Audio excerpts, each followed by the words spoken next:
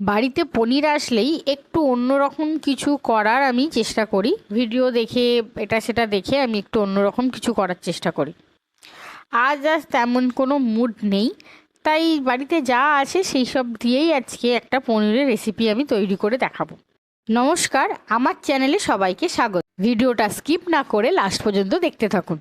এখানে আমি কিছু মশলা আমি পেস্ট করে নিচ্ছি। যেমন এখানে আদা, রসুন, কাঁচা হলুদ একটা আছে, হচ্ছে কাঁচা লঙ্কা, একটা টমেটো আর একটা পেঁয়াজ দিয়ে আমি এটাকে পেস্ট করে রাখবো। আর এখানের পেঁয়াজগুলো আমি গোটা গোটা করে ছাড়িয়ে আর মাঝখান থেকেই চারচারার মতো হাফ হাফ করে করা আছে, পুরোপুরি নয়, জাস্ট উপর উপর করা আছে, যাতে ভেতরে ভালোভাবে মশলাটা ঢোকে।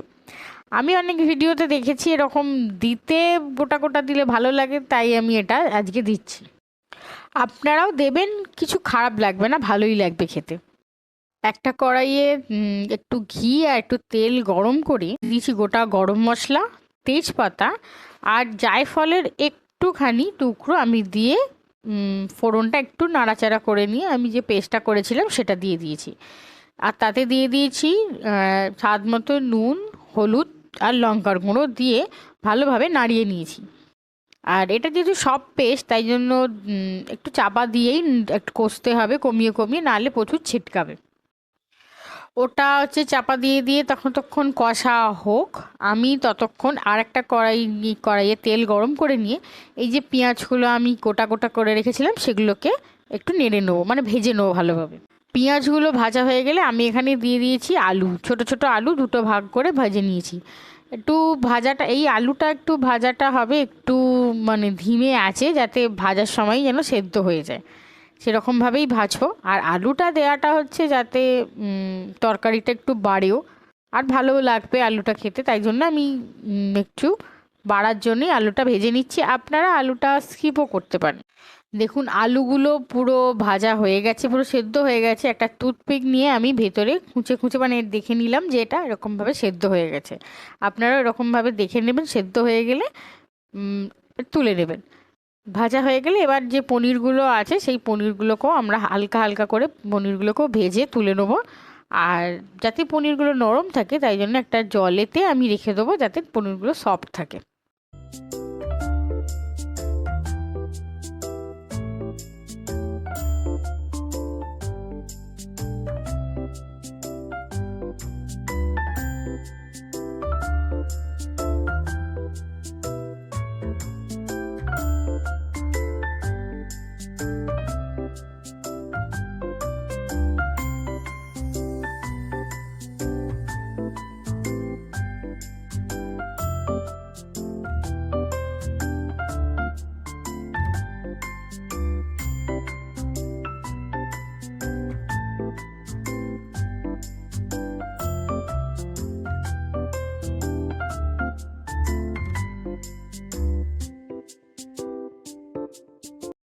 যতক্ষণ ওইগুলো ভাজা হচ্ছিল তার মাঝখানে মাঝখানে আমি এই মশলাটা মাঝে মাঝে একটু খুলে খুলে নাড়িয়ে নিচ্ছিলাম, যাতে নিচে লেগেও না যায় আর ভালোভাবে কষাও হয়ে যায়।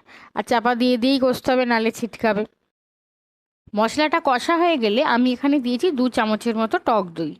দইটা কমই দেবেন, কারণ আগে যেহেতু টমেটো আছে, আর বেশি দই দিলে জিনিসটা টক হয়ে যাবে। আর এখানে আমি ঘরে পাতা দই দিয়েছি, তাই এটা 2 চামচ দিয়েছি। আর আপনার যদি মানে জল ছাঁকানো যে দইগুলো হয় সেগুলো যদি বা বাইরের দইগুলো নেন, তাহলে 1 চামচ দিলেই হয়ে যাবে, নাহলে বেশি টক হয়ে যাবে।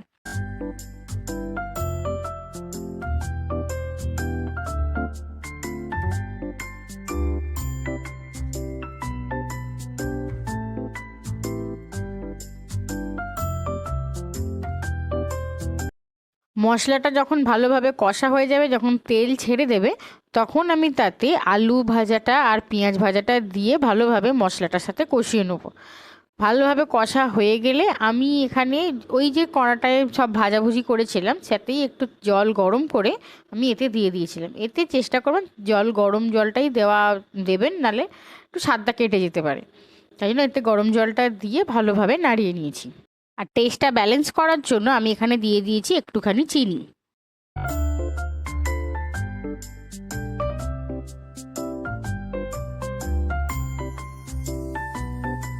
আপনারা আপনাদের কতটা গ্রেভি রাখবেন সেই হিসেবে জল দিতে পারেন। আমি একটু থিকনেস রেখেছি, এটা এইটুকুটাতেই রুটির সঙ্গে খুব ভালো যাবে বলে এরকমভাবেই রেখেছি। আপনারা চাইলে আরও শুকনো শুকনোও রাখতে পারেন। ভালোভাবে যখন ওই দুটো ভাজা দিয়ে মানে আলু ভাজা আর পেঁয়াজ ভাজা দিয়ে ভালোভাবে কষানো হয়ে যাবে, এরপর জলটা দিয়ে যখন ভালোভাবে নাড়িয়ে নেবেন, তারপরে আমি এবার দিয়ে দেবো যে পনিরগুলো ভেজে রেখেছিলাম সেইগুলো। ভালোভাবে নাড়িয়ে চাড়িয়ে এবার তাতে একটু স্বাদ মতো নুন আর একটু চিনি দিয়ে ভালোভাবে আমি চাপা দিয়ে রেখে দিয়েছিলাম, যাতে আরও ভালোভাবে আলুগুলো ভেতরে সেদ্ধ হয়ে যায় আর মশলাটাও সব জিনিসের মধ্যে ভালোভাবে ঢুকে যায়। যখন দেখবেন ভালোভাবে সব সেদ্ধ হয়ে গেছে, লাস্টে একটু কসুরি মেথি আর একটু গরম মশলা দিয়ে রান্নাটা এবার সার্ভ করুন।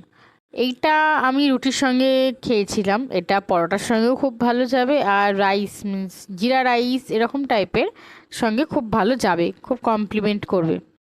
আপনারা বাড়িতে অবশ্যই এই রেসিপিটা একবার ট্রাই করে দেখবেন, আর রেসিপিটা কেমন লেগেছে অবশ্যই আমাকে একটা কমেন্ট করে জানাবেন। আর আমার ভিডিওগুলো যদি ভালো লেগে থাকে তাহলে ইউটিউব থেকে দেখলে লাইক শেয়ার অ্যান্ড সাবস্ক্রাইব করে দেবেন, আর ফেসবুক থেকে দেখলে একটা ফলো করে দেবেন। ভালো থাকবেন, সুস্থ থাকবেন। ধন্যবাদ।